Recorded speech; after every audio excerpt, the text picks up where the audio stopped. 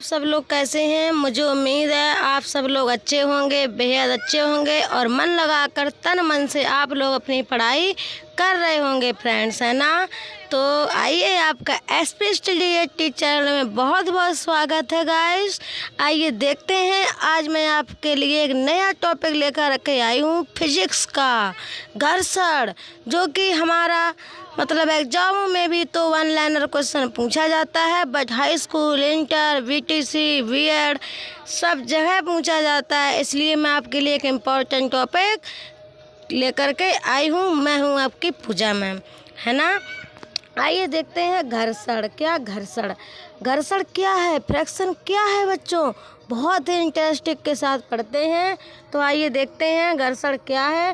ठोस वस्तु की सतह पर, क्या ठोस वस्तु की सतह पर किसी अन्य ठोस वस्तु की गति का विरोध करने के लिए जो स्वाभाविक बल उत्पन्न होता है, क्या जो स्वाभाविक बल उत्पन्न होता है उसे घर्षण बल कहते हैं। यानी कि एग्जाम्पल मैं आपको कैसे समझाऊं, आप लोग देख लीजिएगा। जैसे कि ये हमारी एक मेज है फ्रेंड्स, क्या है, मेज है। इस पर अगर मैं डस्टर रख दूं, व्हाइट बोर्ड जिससे साफ किया जाता है, मान लीजिए मैंने ये डस्टर इस पर रख दिया। अब क्या करेंगे, इसी डस्टर को अगर मैं इस टेबल पर यानी रगड़ रहे हैं, घिस रहे हैं, यानी इस डस्टर के साथ में मतलब गति के साथ ऐसे ऐसे ऐसे ऐसे मतलब मेज पर यानी कह सकते हैं ये घर्षण हो रहा है। यानी किसी भी वस्तु को किसी वस्तु में रगड़ना ही घर्षण है ना। तो ये हमारा घर्षण है, घर्षण बल कहते हैं। ठीक है, आपको समझ में आ गया होगा। आगे देखते हैं क्या है फ्रेंड्स। आगे हमारा है, देखिएगा आप लोग,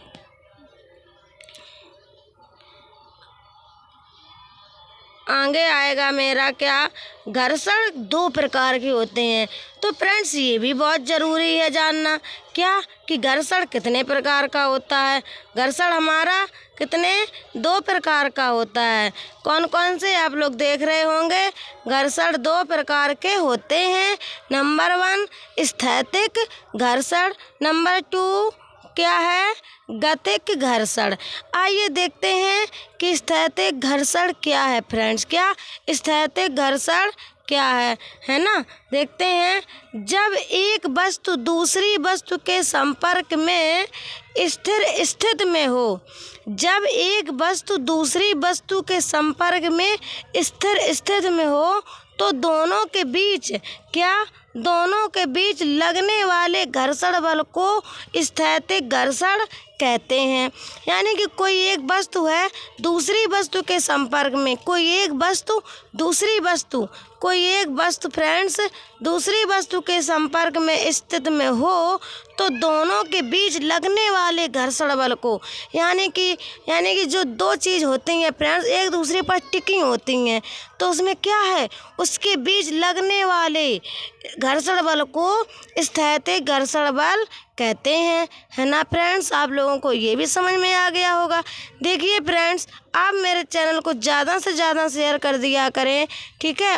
अगर अभी तक आपने मेरे एसपी स्टडी चैनल को सब्सक्राइब नहीं किया हो तो प्लीज़ सब्सक्राइब कर दीजिएगा, क्योंकि फ्रेंड्स हम लोग इतना मेहनत करते हैं, आपके सौरभ सर और मैं आपकी पूजा मैम इसमें लगे रहते हैं कि आपको अच्छे से अच्छा पढ़ा सकें, ताकि आप लोग आगे चल कर के उन्नति कर सकें।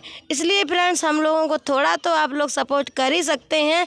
आपका क्या जाता है फ्रेंड्स, कुछ नहीं जाता है, एक लाइक और एक सब्सक्राइब करने में, है ना फ्रेंड्स। चलिए आइए देखते हैं आगे हमारा क्या है टॉपिक तो यही है। तो इसमें दूसरा देखते हैं, समझते हैं गतिक घर्षण क्या है। अब तो आ गया गतिक घर्षण भाई, अभी मैंने स्थैतिक जाना, तो आप लोग याद कर लेना, एक स्थैतिक घर्षण होता है, दूसरा हमारा गतिक घर्षण होता है। गतिक घर्षण ये क्या है, आइए फ्रेंड्स समझते हैं मन लगाकर। आप अपनी कॉपी पेन ज़रूर लेकर के बैठा करें, क्योंकि मैं जितना आपको पढ़ाती हूँ तो प्लीज़ आप लोग एक एक पॉइंट नोट कर लिया करें। इससे क्या होता है, आप लोगों का पढ़ने में मन भी लगेगा। अगले दिन जब आप उठोगे तो अपनी कॉपी लेकर के उसे लर्न भी कर सकते हो, रिवाइज भी कर सकते हो, है ना। देखते हैं आगे क्या है, गतिक घर्षण क्या है, आइए देखते हैं। जब एक वस्तु पर कोई बल, क्या फ्रेंड्स, कोई बल लगाकर उसे दूसरी वस्तु के तल पर, यानी कोई बाहर से बल लगाएं, है ना, कोई बाहर से बल लगाकर दूसरी वस्तु के तल पर चलाया जाता है तो गति की अवस्था में लगने वाला घर्षण बल गति घर्षण कहलाता है। तो क्या आपने समझ में आया कि जब एक वस्तु पर कोई बल लगाकर उसे दूसरी वस्तु के तल पर चलाया जाता है, यानी कोई एक वस्तु है, ये यहाँ पर रखी है हमारी वस्तु, ठीक है, तो ये बताइए ये अपने आप तो नहीं चलने लगेगी, इसे हम लोग बाहर से यानी बाहरी बल लगाएंगे फ्रेंड्स, तभी तो ये दूसरी जगह पर आ पाएगी ना। तो इसमें यही कहा गया है कि जब एक वस्तु पर कोई बल लगाकर उसे दूसरी वस्तु के तल पर चलाया जाता है तो गति की अवस्था में लगने वाला घर्षण बल गति घर्षण बल कहलाता है ना। ये आपको देखिए फ्रेंड्स, यहाँ तो यही पता चल जाता है कि इसके नाम से ही हमें पता चलता है गतिक घर्षण। गति का मतलब आप समझते हो, किसी वस्तु को यानी किसी वस्तु की स्थिति में परिवर्तन, यानी कोई वस्तु हमारी कहीं रखी है, अगर उसमें हम लोग बल लगाकर वो वस्तु हमारी दूसरी जगह पर चली जाए तो क्या होती है, गति होती है ना फ्रेंड्स। आइए देखते हैं आगे क्या है हमारा घर्षण बल के लाभ। देखिए कोई भी हम चीज़ पढ़ते हैं या पढ़ें या कुछ भी कार्य करें फ्रेंड्स, तो उसमें क्या होता है, हम लोगों को हर एक चीज़ जानना बेहद ज़रूरी होता है, क्योंकि जब मैं कोई चीज़ कर रही हूँ या कर रहे हो आप लोग, उसका अगर बेनिफिट नहीं मिलेगा, बेनिफिट के बारे में पता नहीं चलेगा, तो क्या आप पढ़ोगे, कोई कार्य करोगे, नहीं करोगे ना। तो आपको खुद पता होना चाहिए कि मैं ये वाला चैप्टर पढ़ रही हूँ या पढ़ रहा हूँ, क्या एग्ज़ाम में आएगा, आपको उसके लाभ पता होंगे फ्रेंड्स, तभी तो आप लोग आगे चलोगे इसके कि चलिए भाई ये पढ़ लेते हैं, इसमें तो बहुत लाभ है ना। तो आपने घर्षण पढ़ा, इसके लाभ भी जानना बहुत ज़रूरी है ना। कोई चीज़ अधूरी पढ़ोगे तो उसका बेनिफिट क्या मिलेगा, कुछ नहीं मिलेगा, पूरा डिटेल में पढ़ना बहुत आवश्यक होता है फ्रेंड्स। आइए देखते हैं घर्षण बल के लाभ क्या हैं।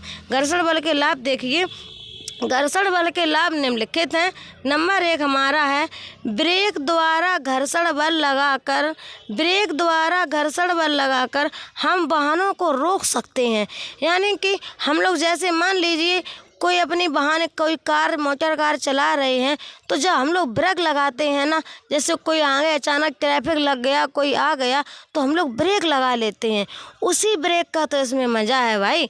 ब्रेक द्वारा घर्षण बल लगाकर हम वाहनों को रोक सकते हैं, तो यही हमारे लाभ है ना, लाभ है ना घर्षण बल के। ब्रेक अगर नहीं होता, आप लोग सोचिए तो हमारे कितने एक्सीडेंट होते, एकदम से कोई ना कोई आ ही जाता है। आजकल तो जानवर गाय इतनी परेशान कर रही हैं कि मतलब हम लोग कह नहीं सकते हैं एकदम कहाँ से क्या हो जाता है ना। इसीलिए ब्रेक जो है हमारे, उसमें घर्षण बल है भाई। घर्षण बल के लाभ यही हैं कि मतलब हम लोगों का एक्सीडेंट होने से बच जाता है। दूसरा देखते हैं कि घर्षण बल की सहायता से हम पृथ्वी पर चल सकते हैं। अरे वाह, देखिएगा हम लोग पृथ्वी पर चलते हैं तो घर्षण बल की हेल्प ही है ना।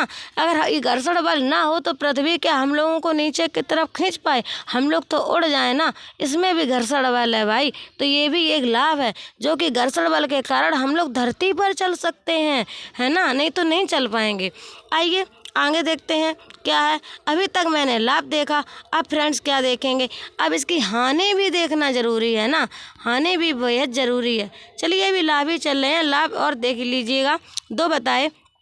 तीसरा लाभ क्या है, तीसरा देखिएगा, आप लोग इतना ज़रूर नोटिस करिए कि अपनी कॉपी में ज़रूर लिख लीजिए, और कॉपी में लिखना बहुत ज़रूरी होता है। तीसरा देखिए क्या है, घर्षण के कारण भोजन चबा पाना संभव है। देखिए अगर ये घर्षण ना होता, मतलब घर्षण कितना लाभदायक है, घर्षण ना होता हम लोग खाना भी नहीं खा पाते ना। खाना खाते हैं, इसे चबा पाना ही किसका है, घर्षण का काम है फ्रेंड्स, किसका, घर्षण का।